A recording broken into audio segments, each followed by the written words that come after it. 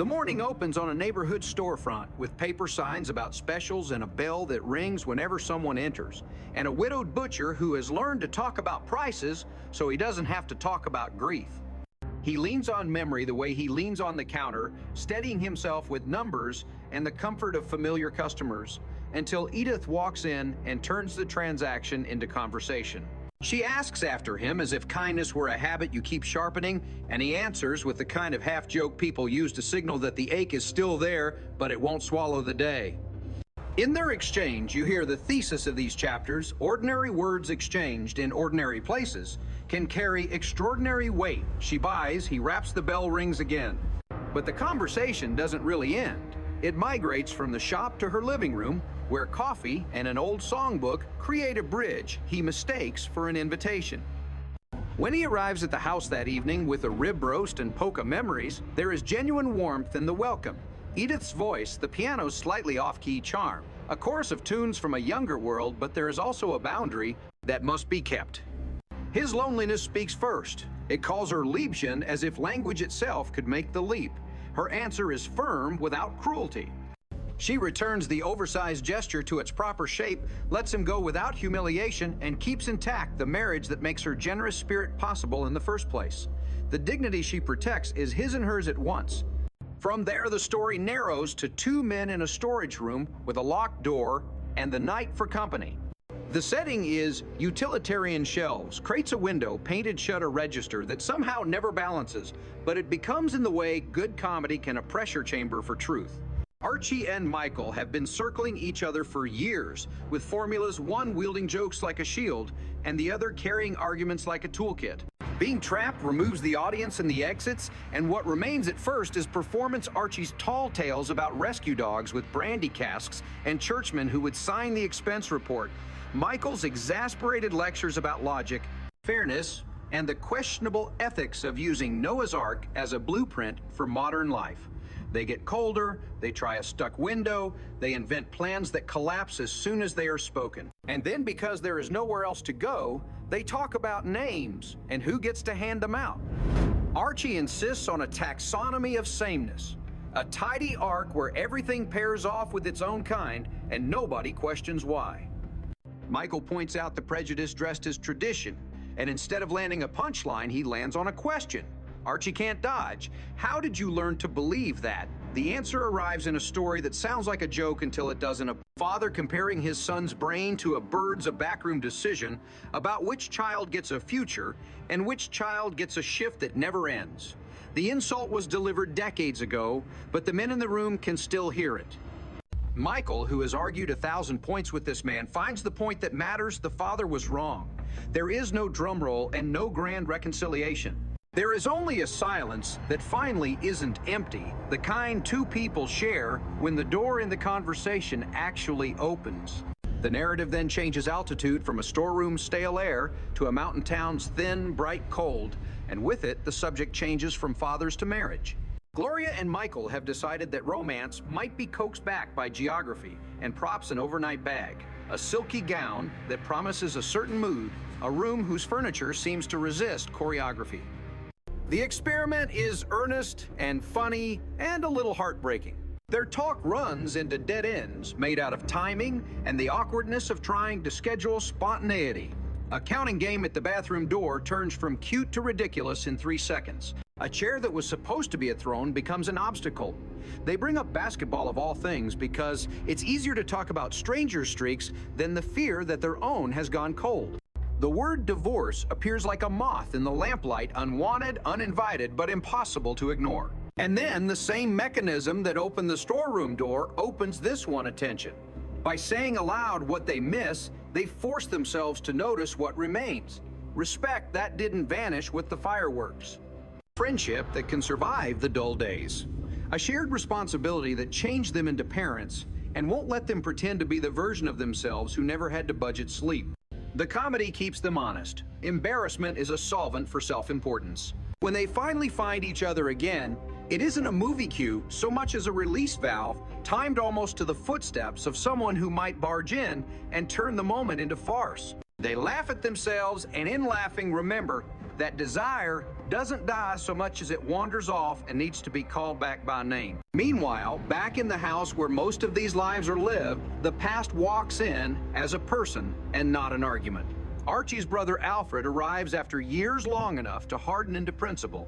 The mood in the room shifts rapidly: delight from Edith, curiosity from Gloria, a kind of skeptical politeness from Michael, while Archie tries not to show that his body has prepared for a fight. His mouth doesn't want to admit is happening. Alfred represents choices. Archie resents different work, different politics, different rules about who gets to sit at the table without a license issued by tradition. He also represents the father they both measured themselves against, and he carries proof in his pockets: a railroad watch that keeps imperfect time and a sealed letter with a due date. The objects are not subtle. One says, time exists, but not the way you thought. The other says, wait before you learn what you think you want to know. Their first conversation is brittle and mean in the way only family fights can be, full of tiny old stories promoted to exhibits in a case that can never be decided. The childish roach derby becomes an indictment. Spilled cola becomes a verdict. Missed moments get rewritten as character flaws. Around them, the rest of the household tries to domesticate the scene with coffee and small talk, because that is how this family rescues people from themselves, by talking about ordinary things until the extraordinary has shrunk to human. Sighs. It doesn't work at first. Alfred leaves with the watch in Archie's pocket and the letter unresolved. When they meet again on neutral ground in a bar where familiar labels line up on shelves and men learn how to make bravado look like comfort, the talk improves. Alfred tells the truth about the funeral. He was too drunk to bear it, but not celebrating. Archie lets go a little of the script he's been reading from since childhood and admits that doing everything right didn't buy him the certainty he was promised. The watch serves as a conductor for a current they can name. It adds humor to gravity and keeps them from slipping back into accusation. The letter is a pause button both of them secretly need. If they open it too soon, they risk letting a dead man's phrasing start a whole new war. If they wait, the living might finish the sentence in a better way. By the time they agree on lunch 29 years from tomorrow and then cheat by moving that date closer, the important thing has happened. They have stopped counting who owes what and started quietly to count on each other again. Threaded through these events is a chorus of details that make the neighborhood feel like a character all its own. Songs from an earlier era leak into the present and change the temperature of scenes without asking permission. Old standards carry nostalgia that is both comforting and treacherous, a soundtrack for the idea that the past was simpler because it was yours. Food functions as a language that speaks when mouths can't manage the right words. Pork chops and rib roasts, coffee that keeps getting poured and repoured until someone finally says the thing that needed saying. Work is never far away. Time cards, cash drawers, the practical arithmetic of keeping a household solvent, and with it the politics of who gets to decide what counts as respectable. Archie's fondness for categories and borders is not without reason. He survived by following rules. But rules, as these episodes keep proving, break when they try to contain people instead of protecting them. Archie himself changes in small, detectable ways. The storeroom confession doesn't turn him into a different man. It turns him into the same man with a memory that has finally been taken out of its case and examined in the light. His jokes still come quick. He still deflects tenderness with sarcasm, still polishes the world with a reflex that predated his adulthood, still invents these elaborate comic universes where a street Bernard and a Pope solve problems with one bottle and a nod. But there are pauses now, little hesitations, where you can see him editing himself, swapping a cheap laugh for a smaller kindness. He comforts a scared friend even as he mocks the language of fear, and the contradiction doesn't cancel itself out. It reveals that he is learning how to hold both truths at once. Michael notices and quietly plays along, easing off the righteousness when it is not needed, bringing it back when it matters. Edith remains the center of gravity, the one who can make a compliment out of an odd metaphor, and mean it, who can tell a man no without implying that he is less, who can keep a home humming with songs that are sung badly but together. Gloria becomes fluent in a new language of marriage that doesn't require fireworks to prove that the room is warm. The symbolic objects do a lot of narrative work without ever feeling like they were planted just to be decoded. The watch, stubbornly inaccurate, is faithful rather than precise. It demands maintenance. It rewards attention. It is beautiful because it belonged to someone imperfect. The letter is a lesson in delay, teaching everyone involved that sometimes knowing is not the same as healing. You can learn a fact in a second and still need weeks to become the person who can live with it. The butcher's gift that had to be returned becomes, in hindsight, a kind of parable about the difference between generosity and obligation, kindness and consent. Even the motel's wrong chair and the silly counting game at the bathroom door do something important. They show that intimacy is built out of 1,000 minor negotiations, and that losing patience over the wrong chair can be a stand-in for losing patience with yourself. When the maid almost interrupts at the exact wrong moment, the scene flirts with embarrassment on purpose. A good joke here is a safety valve. It lets the pressure out without blowing the whole system. By the time this version reaches its final movement, the household has earned a quieter ending. No one gives a speech that could be quoted at a banquet. No one wins a trial inside the living room where grievances are sometimes staged as if a jury were present. Instead, they do what they always do. They set the table. Someone hums despite not remembering all the words. The adults trade jokes that have been told too many times but somehow sound new when repurposed as reassurance.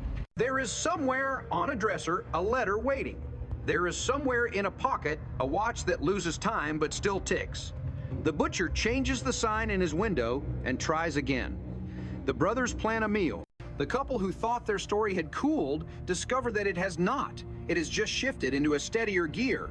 The man who insisted the world made sense only when divided by species, color, creed, or neighborhood still reaches for labels, but he also reaches slowly, awkwardly, and often by making a joke first for the people standing in front of him. What these chapters preserve better than a slogan or a moral is the sensation that progress in a family is rarely visible in the moment.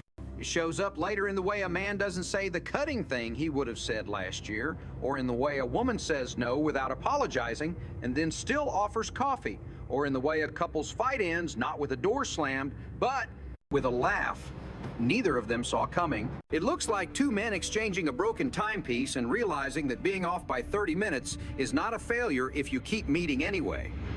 It sounds like a song everyone pretends to know sung badly, but together keeping time as best they can. It tastes like too strong coffee and a roast that feeds more people than you meant to invite, because there are always more people to feed than you expected when a house is open the way this house, for all its rules and opinions and habits, remains open. The future is not promised, but the next conversation is, and that is enough to keep the light on the bell on the shop door, working the pencil on the calendar, ready to move an appointment from 29 years from tomorrow to sometime next week when both brothers are free.